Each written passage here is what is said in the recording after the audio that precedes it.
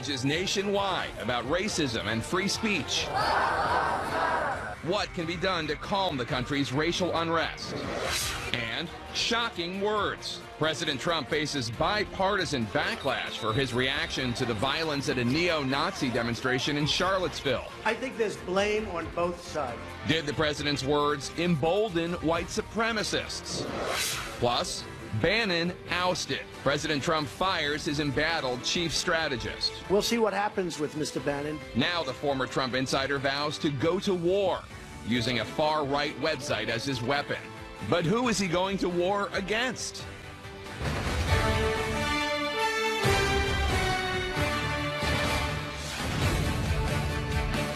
Hello, I'm Jake Tapper in Washington, where the state of our union is still reeling. Just 7 days after the violent, deadly neo-Nazi and Klan protests in Charlottesville, Virginia, a much calmer scene in Boston. Police estimating 40,000 protesters, almost all of them peaceful, took to the streets to protest Nazis, the Klan, white supremacists, and the alt-right. President Trump at first took to Twitter to condemn anti-police agitators, as he called them, but then an hour later, a change was made in his tweet. Quote, "I want to applaud the many protesters in Boston who are speaking out against bigotry and hate. Our country will soon come together as one," a different tone from the previous tweet. It was a much different response as well than the one we saw earlier in the week when President Trump refused to place blame solely for the violence and hatred on the groups of hateful bigots who came to Charlottesville to spew hatred of Jews, African Americans, and other minorities. There was a group on this side, you can call them the left, you've just called them the left, that came violently attacking the other group. Yes, I think there's blame on both sides. You look at both sides. I think there's blame on both sides, and I have no doubt about it, and you don't have any doubt about it either. The president also saying that there were very fine people on both sides, and he faced withering bipartisan criticism for those comments. Capped his week off as well by firing chief strategist Steve Bannon, one of the strongest nationalist voices in his White House. Joining me now to talk about all of this plus more, Republican Governor of Ohio, John Kasich. Governor, thanks for joining us today. What is your reaction to the firing of Steve Bannon? Do you think it's a positive or negative step for the nation? Well, Jake, listen, that's up to the president. You know, when the problem you have is when you have chaos among your staff in, staff out, new people here, new people there, it's hard to get anything done. You have to be focused. You have to build a team, and it has to be a team that can argue, including argue with the president, like my staff argues with me as the governor, but at the end of the day, we all row in the same direction, and we all have the same purpose. My concern is when you have that kind of chaotic situation in terms of staff, they need to settle it down. But the president clearly has a right to have the people that he wants around him. The way that I believe it works best is when you get people with different points of view. You sit down, you argue out issues carefully, and then at the end you all come together. And if you're not going to go along with the leader, then you have to leave. And so I don't know what all the inner workings are.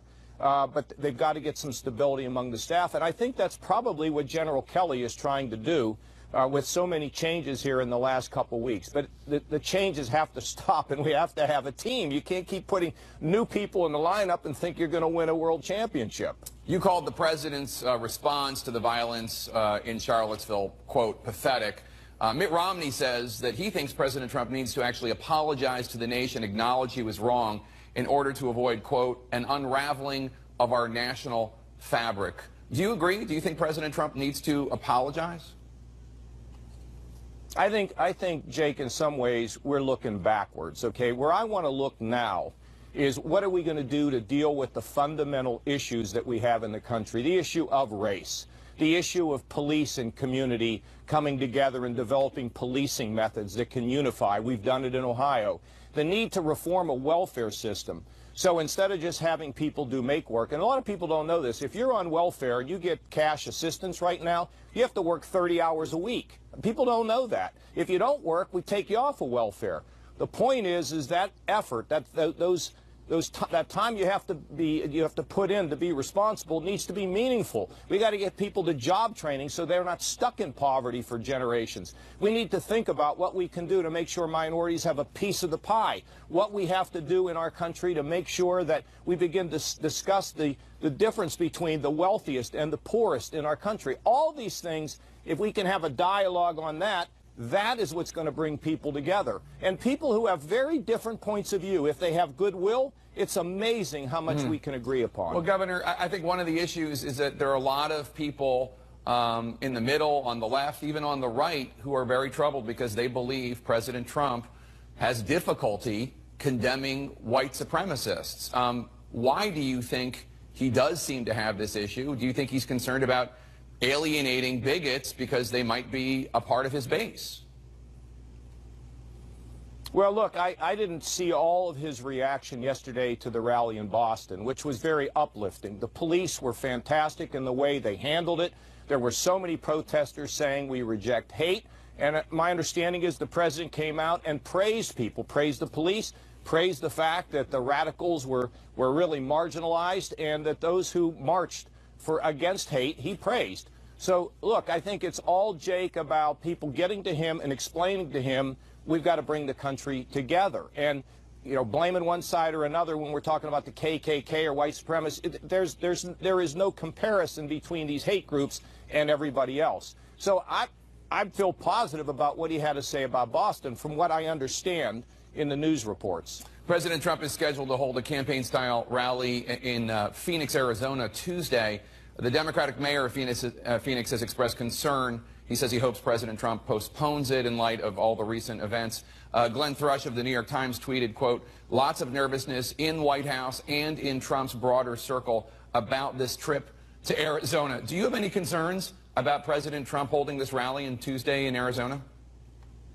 Jake, let me say just a couple things. Look, the president is our president. We want him to be successful. People around him have to get to him, including his own family, to say, okay, you need to show leadership. You need to bring the country together. If you're going to go to Phoenix and make a speech, fine. That's your right. You can go there. He's got free speech just like the rest of us have it. But when you go, try to use that as an opportunity to say something that's going to bring people together. You might recall when he delivered that speech to the Congress, the day after, the people on CNN said, well, tonight Donald Trump became president. He has it within him, if he can maintain discipline, he has it within him, I think, to overcome this and move forward.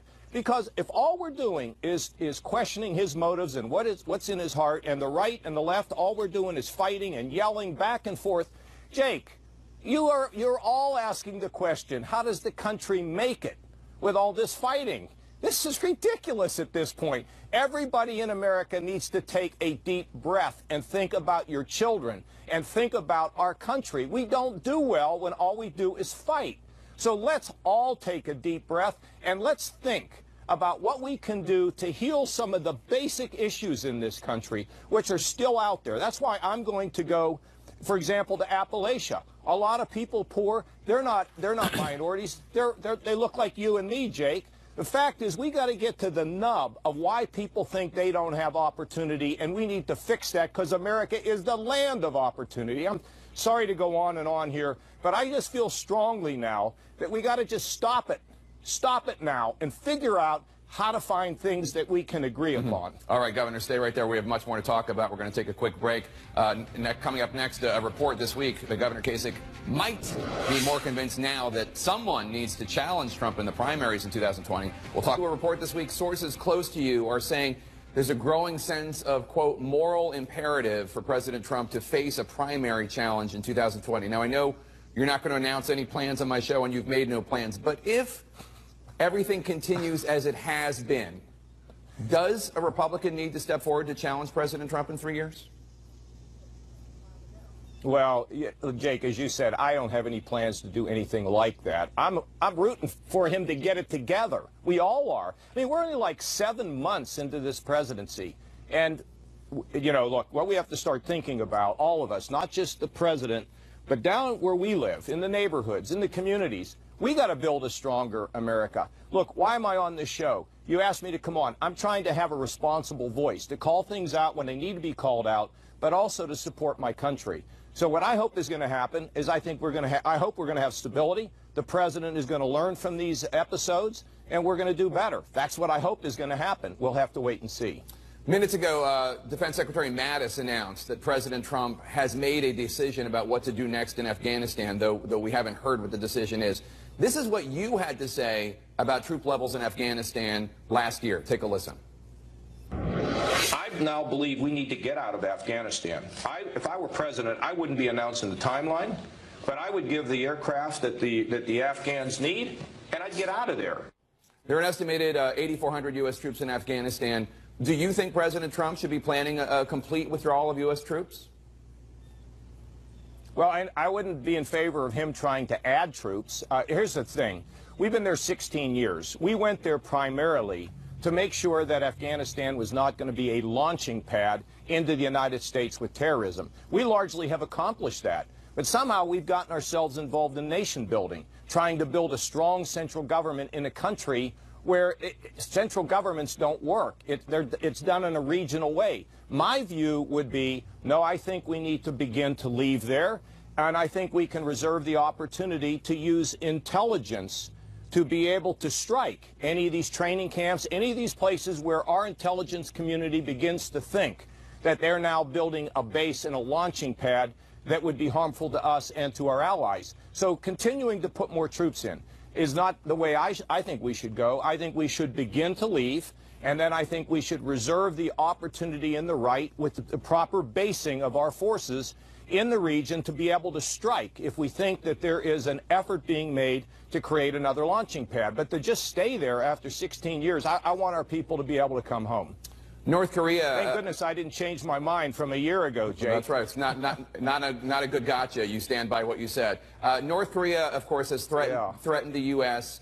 and South Korea ahead of tomorrow's planned military drills between the U.S. and South Korea. North Korea calling them reckless behavior, driving the situation into the uncontrollable phase of a nuclear war. These exercises, of course, come after these weeks of growing tensions in the region, with North Korea focusing on American targets such as Guam and possibly Hawaii. Do you think that the U.S. should consider postponing these drills? Not at this point. I think if they were like 2 weeks in the future, perhaps we could consider it.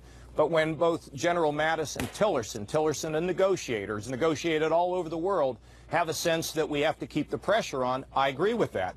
I will give credit to administration that has talked about how important it is to protect the continental United States and that we're going to have every option on the table. And I think it's gotten the attention of the Chinese. A lot of people poo-poo the Chinese are not going to do anything. Let me just tell you, Jake, if I were the President of the United States and we had a regime like North Korea and they were able to develop the technology to target the United States of America, we would have no choice but to take those systems out. No choice. And it would change the very fabric of that peninsula. And so if the Chinese are worried about what's going to happen in North Korea, the best way to have things happen that they don't like is just to sit back and do nothing. I think they're beginning to put the heat on that dictator over there. So at this point, I think we've continued with the exercises, but we look for a way to get some sort of a freeze on that program, a verifiable freeze, and begin to think about how, over time, we could have a more stable group of people who run North Korea. But you would not only not rule out, but you would enact a preemptive strike if North Korea were proven to be establishing and developing nuclear-capable ICBMs that could hit the United States? Let me put it to you, well, let me put it to you this way, Jake. I wouldn't take a chance on a government that unstable and a leader who's that erratic to be able to have the capability to launch and to land a missile in Los Angeles and kill people there. Yes, I would reserve that right, and I would make it clear to the Chinese. I would send an envoy to see the Chinese now and say there is a red line. We are not going to sit back and have our people targeted by this regime, and you can do something about it. And if you don't do something about it, you're going to have to live with the results. Yes, we have to protect Americans before we worry about anything else out here. So what can happen is the Koreans can stop all their crazy testing, and then we can get to a point where we can begin to talk about denuclearizing the whole peninsula. There's a lot of things we can talk about, but it needs to be made very clear to the Chinese. This is in your hands, and you don't want to do anything, you're going to have to live with the result, because we are not going to risk the lives of our people. I do want to ask you about health care. The Republican effort, obviously, to repeal and replace Obamacare collapsed in the Senate. President Trump has threatened to stop the subsidy payments to Obamacare that help insurance companies pay for those who can afford it. That would be a disaster. So he made the August payment. So that would be a disaster. You think that he should No, you can't do that. Pledge. No, he's got to continue to fund it. No, you cannot just cut this off and create more chaos. Look, John Hickenlooper, the governor of Colorado, Democrat, and I are working together on a plan that can stabilize those markets, which we'd be glad to present to people in the Senate. I'm hoping we're going to get an agreement on it. We're getting closer and closer. You've got to do this in a bipartisan way, and the thing you have to do is stabilize those insurance markets. And if you want to, take away payments, you're going to create chaos. We can't have that. Let's stabilize those markets first. Let's not worry about Medicaid at this point. Let's get to Medicaid, Social Security, and Medicare in terms of a package to deal with the rising debt we have in this country, and do that in a responsible way. There's ways to get this stuff done, Jake. Believe me, I've been there. I saw us reform welfare. I saw us balance the budget. I saw us reform the Pentagon. We can do it if people will just get off their political soapboxes and begin to think about the country. Because I got a message. We all get old and we all leave this planet. So we're going to be judged in many ways by what we did when we were here. Stop playing games. It just doesn't make any sense. Do something. Be bigger than yourself. Live a life bigger than yourself. That's where we need to go in Washington. That's where we need to go across the board in all of the United States, with business and sports and religion, across the board. Let's get our act together and think bigger than ourselves. All right, inspirational words from Governor John Kasich. We always appreciate being here, sir. Thank you so much. Thanks, Jake. Opponents who celebrated the president's decision to fire Steve Bannon may have popped the proverbial champagne a little too soon. The former White House chief strategist has rejoined Breitbart News, and he's made it clear he is still going to fight for the Trump agenda, saying, quote, "In many ways, I think I can be more effective fighting from the outside for the agenda President Trump ran on. And anyone who stands in our way, we will go to war with."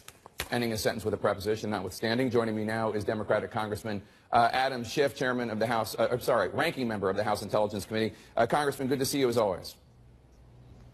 Good to see you, Jake. So in response to President Trump's firing of Bannon, you tweeted, quote, "Glad to see Bannon gone. He never belonged in the White House, but the problem persists since the most profound source of division cannot be fired." Your position on President Trump and Bannon clear there. But let me ask you, is there anyone else in the White House that you think should not be there? There's certainly a lot of people on the White House staff and NSC staff that shouldn't be there, people like Miller and Gorka and others who not only, I think, represent the same thing that Steve Bannon did, but aren't capable of doing the job well. So, yes, I think there's more cleaning house that ought to take place. But as I mentioned in that tweet, Jake, the more fundamental problem is at the very top. I think what the president had to say about the demonstrations in Boston and elsewhere was perfectly fine, perfectly unobjectionable, but also perfectly inadequate after that debacle of a press conference he had supposedly on infrastructure. The real, I think, challenge and job for the chief executive in a country where race has always been such a difficult conversation is to do everything possible to bring our country together, to help make us a more perfect union. And what the president did this week was as if he stood on a line dividing the country and pushed to separate one American from another with all his might. And that is not what this country needs. After President Trump's comments appearing to equate white supremacists and the counter-protesters, your fellow Democrat on the House Intelligence Committee, Jackie Speer, tweeted, quote, "POTUS is showing signs of erratic behavior and mental instability that place the country in grave danger. Time to invoke the 25th Amendment." That's the amendment that would allow the removal of the president. Do you agree that President Trump is mentally unstable? Well, I certainly think that there's an issue with the president's capability. There's some attribute of his character that makes him seemingly incapable of introspection and a broad understanding of what the country really needs. And I think it's a question that people are asking, what is going on with this president? What could explain this kind of behavior?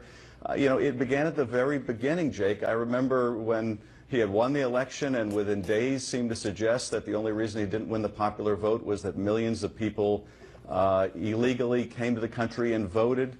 And I thought to myself, oh my God, this man is not only going to not grow with the job, but is willing to say things that are just patently untrue. I'm convinced if you took somebody off the street of America and you said, you've just become president, but here's the deal, you didn't win the popular vote, they would have the common sense to say, look, I'm going to do everything I can to win over everyone. I realize that many people, indeed most people, didn't vote for me. But he didn't do that. He's not capable of doing that, and I don't understand why. But I do recognize what a serious problem it is, and I think more than when I say it or when Jackie Spears says it, the fact that Bob Corker now says things along the same lines shows a broadening recognition that there are some serious issues with our president that aren't going to go away, that aren't going to get better, and indeed, with the pressures of the job, may very well get worse. And I think for that reason, at a minimum, we need the very best people around him in the White House, and that means not people like Bannon, not people like Miller, not people like Gorka, but rather some more adults in the room. It sounds like you're saying that you don't disagree with Jackie Spear, who said that President Trump is showing signs of erratic behavior, mental instability, and so it sounds like you're not disagreeing with that. What about the 25th Amendment part, which would call for the removal of the president? Do you agree with that? You know, I don't think we're at a point of thinking about the 25th Amendment. You know, for one thing, this is something that the Vice President and Cabinet would need to come together on. I think what the authors of that amendment principally had in mind was some kind of physical incapacitation or serious mental illness or a breakdown, an inability to function in office. And I think we're still far from concluding that that's the case, even though we find many of us his conduct anathema, and there to be a serious problem here. But I don't think it, you know, particularly at this point in time, makes a lot of sense to focus on the 25th Amendment. I do think it means that we have to put real constraints on this president. We have to make sure that our system of checks and balances in Congress work. I think, frankly, the most powerful thing we could do, rather than pursue the 25th Amendment at this point, is make sure that one house or the other, and ideally both, are in Democratic hands, frankly, the hands of a party not in the White House, to be a more effective check on some of the damage this president can do. Congressman, let me ask you, President Trump was obviously widely condemned for his comments in which he seemed to be equating both sides for the violence and hatred in Charlottesville. But obviously, let's remove the idea that there's any moral equivalence. Is there any legitimacy to the argument that the violent tactics of groups like Antifa make matters worse, and that Democrats and progressives need to condemn them? You know, anyone that's committing violence ought to be condemned. Anyone. There's no justification for it whatsoever. But I do think that that cannot be allowed to obscure the fact that millions of people are gathering around the country, and have since this president was inaugurated, in the most peaceful form of protests. And we can't allow the commander-in-chief to somehow equate the handful of people that would make those protests violent with any kind of sentiment that condones white supremacy or neo-Nazism. And I think it all gets back to the point you made earlier, Jake, and I think the fundamental problem here is that the President of the United States can't bring himself to repudiate a part of his support, and that is that small group of bigots that are supporters of his. He's taken a position essentially that if you're with me, you can do no wrong. And I won't condemn you practically anything that you do. His difficulty during the campaign in your interview to condemn David Duke is not at all unlike the difficulty he's had this week in a full-throated, unequivocal repudiation of sentiment and an ideology that we not only find repugnant, but we fought a world war over. So I think that's the root of the problem. Congressman Adam Schiff, Democrat of California, thank you so much. Good to see you as always, sir. Thank you, Jake. One Republican senator now saying he worries that there's more violence to come, and he says he doubts President. I think that was one of those moments in a nation's history where everything turns. That's the mayor of Charlottesville, Michael Signer, speaking just 1 week after that white supremacist rally and the Tiki Torch March through his town. Let's talk about it all with the panel. Bakari Sellers, let me ask you, do you think that it's true that everything changed for the country last weekend? Well, I think it was a tragic day for the country, but white supremacy is not new. It didn't start with Donald Trump.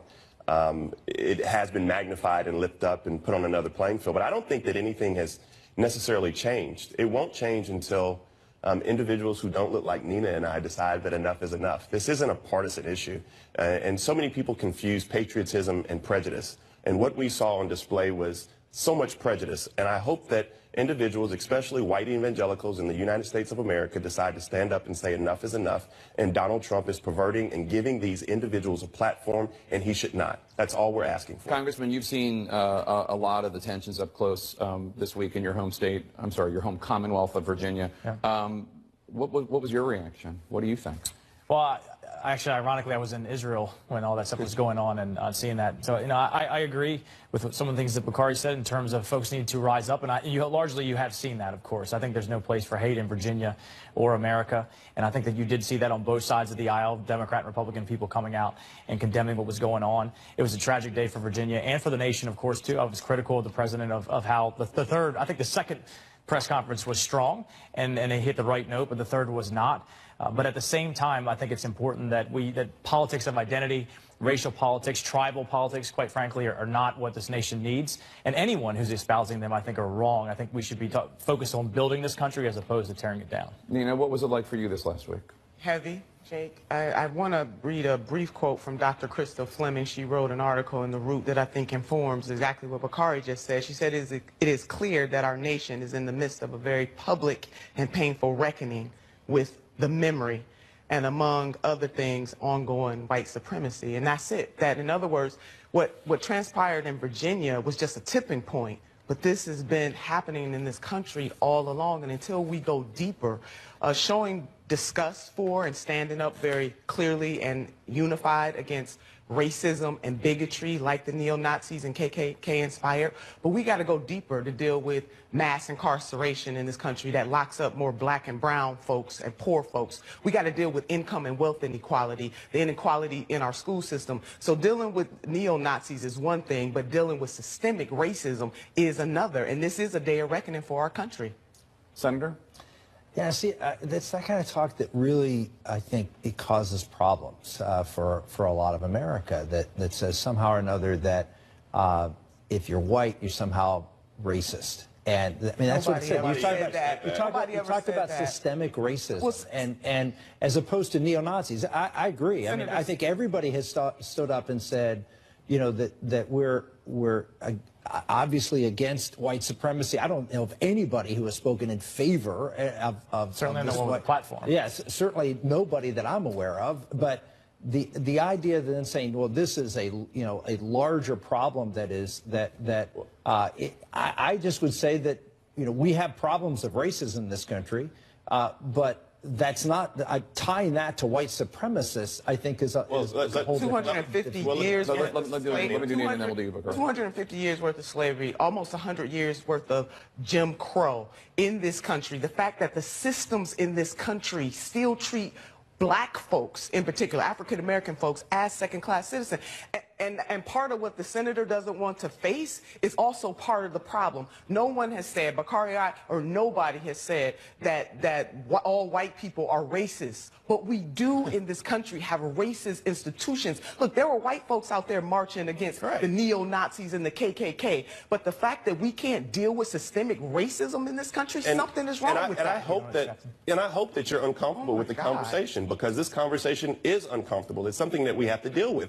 But the fact is, we can go to East Chicago and we can go to Flint, Michigan, and let me tell you that they have environmental injustices that do not happen in Orange County. There are places that do not happen in affluent areas of this country, affluent white areas of this country. In South Carolina, you have poor white areas. There's no doubt about it. They're suffering. But let's have a conversation about the systemic injustices that we have. And there's a direct. But the systemic injustices are not necessarily race injustices. They're also. You're saying that they're more. You're saying there are some, but class is what you're saying. Yeah, this look. And then we'll come to you. This is an issue about, and I think we can agree on that. There are problems in this country where there are millions of people who do not have opportunities and to be able to rise. But you can find that in rural areas of this country, throughout Appalachia and areas of my state and West Virginia, Kentucky, just so you can find them in Detroit and Philadelphia and other places. And to suggest that is racist in base, I just think clouds the issue that we have serious problems to confront here,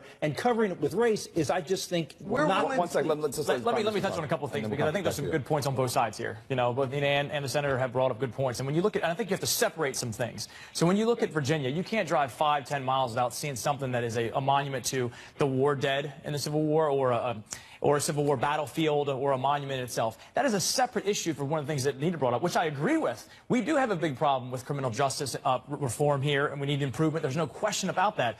Economic opportunity for folks, both in white Appalachia as well as in black communities as well, too. There's no question about that, but you have to separate the two. They are not the same thing. But they are. Hold on. They're not the same thing when you're talking about white supremacists and marching and taking monuments, saying that symbol, like a monument to the war dead or something like that, or even Jefferson, for example, some of his, and you have seen the conversation move to that direction, that there are very real problems that we need to address in criminal justice improvement and other substantive problems. That's not the same thing as marching and taking down a statue that someone has driven by 1,000 times and never even had any problem with. Income and wealth inequality. My only point is this. I agree with that. Is that in our face, overt racism and bigotry that was on display in Virginia is one thing. Small, tiny little... But we deal with that. But I'm saying beyond that, and that's what Professor Fleming was saying too, how do we deal with, in this country, systemic racism? I get Appalachia, I visit Appalachia, I travel Appalachia, I understand. I talked to a woman yesterday by the name of Portia who lives in Ohio who was crying her eyes out. She is on the front lines for racial equality, but she also talks about the fact that in her county, in Ohio, that there are poor white folks, and I get that. And so the fact that we're willing to talk about class, but sometimes you guys don't want to talk about both. Race. Let's do Bakari and then the Senate. But I can't let you separate that because that's an easy way out. That's a cop-out. And the reason that it's a cop-out is because you have this conversation about race. And these statues, these monuments, many of them were erected during the Jim Crow era when we were making progress in civil rights. It was a big thumb in your eye. That's why the Confederate flag went up in South Carolina. That's why these monuments went up throughout the country. And to have a statue of someone... Not all of them.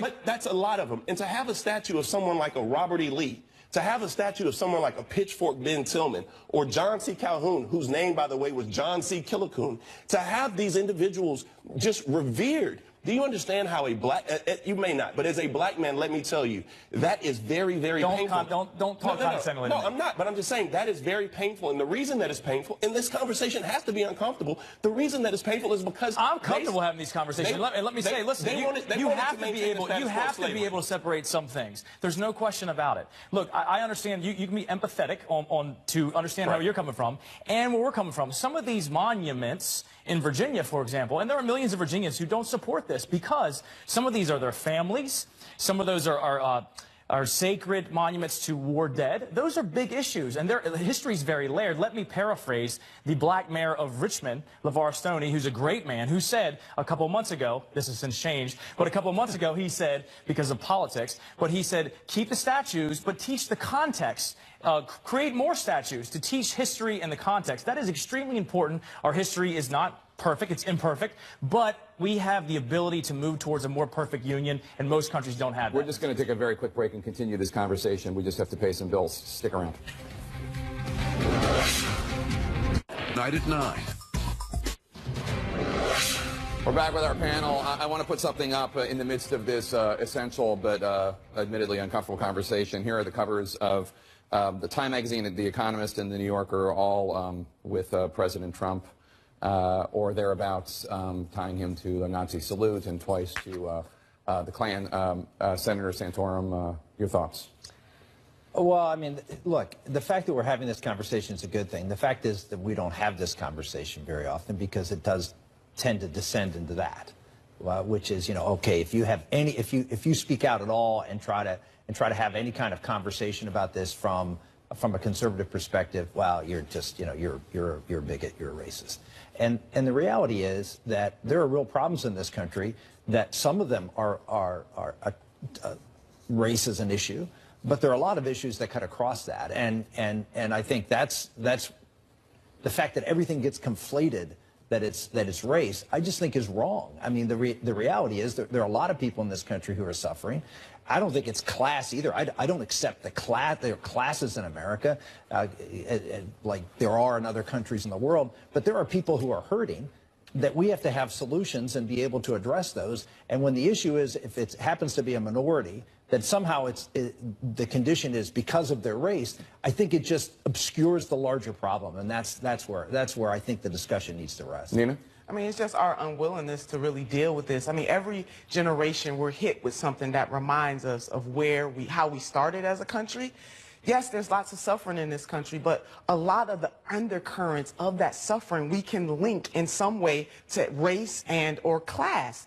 And that is how this country was founded, this whole revisionist history about, you know, the framers, all men are created equal, when we know good and daggone well that all men were not created equal when the framers wrote those words. Now, the fact that they wrote to form a more perfect union somewhere in there, that's what we're doing generation after generation. But not to be able to sit here and tell the truth about these issues. And every time African Americans want to talk about the injustices that happen to them in this country, all of a sudden they're told, no, no, no, your pain, you didn't hurt that much, or what's happening to you and your neighbors and down the street is not really that much pain. When Bakari brought up the Flint, Michigan, that whole thing, in terms of the fact that they still, almost 4 years, still do not have the infrastructure that is necessary to give them clean water. Now, I will add a point that there are 3,000 other areas in this country where the lead levels are higher than that, than Flint, Michigan. But when you look at environmental injustice or environmental racism, you look at communities, mainly communities of color, and then on the other side, communities that are poor. So we got to deal with this. So, Bakari, let me ask you, the idea of the framers writing all men are created equal, it seems to a lot of people that the aspirations of the framers, remember it says all men, it doesn't even mention women, right. The aspirations are what's important, not necessarily who they were at that moment in time. Is that not a fair argument? I think that's a legitimate argument. I think, and that helps us in this argument where Donald Trump was somewhat perverting history by equating Robert E. Lee to George Washington. We know that one was an aspirational figure who, although he owned slaves, and we need to reckon with that and deal with that, we have to deal with that and understand that, his goal was a more perfect union. Robert E. Lee thought that slavery was actually good for the mentality of the African American, or the African. He thought that that was good for people who look like me. And that's not where we are. But I have to comment quickly because I want Senator Santorum to understand that I want his voice to be a part of this discussion. Like, you are a white evangelical Christian, and you... Catholic, sorry. But the evangelicals love him. But evangelicals love you. But we still want you to be a part of the conversation, and your voice is necessary, because what we saw Saturday in Charlottesville, those people weren't fringe elements. Those were bankers and physician's assistants, and they're teachers and college students. That's important. I think that there were... I mean, the neo-Nazi fascists. I'm saying those are real people. Oh, of course they're real people, but there is a very, very small piece of the population that got a tremendous amount of headlines. And for whatever reason, we can argue why they got that headline. I think it is important. One of the things that you said, it's important to understand who Washington was. It's important to understand who Robert E. Lee was. It's important to understand how we are where we are today. And I think what's important, and I've been to many countries around the world where you don't have racial justice and no mechanism to be able to move in that direction. There are many problems today, and I acknowledge those, and I love this conversation. I think it's great, and I'm working towards this in Congress to deal with some of these issues. But the reality is our imperfect history, our imperfect union has a mechanism to get better. Now, it could be faster for some people. There's no question about that. But the reality is, thank God that we have the ability to improve, like many other countries do not. Thank you, one and all. I'm sorry.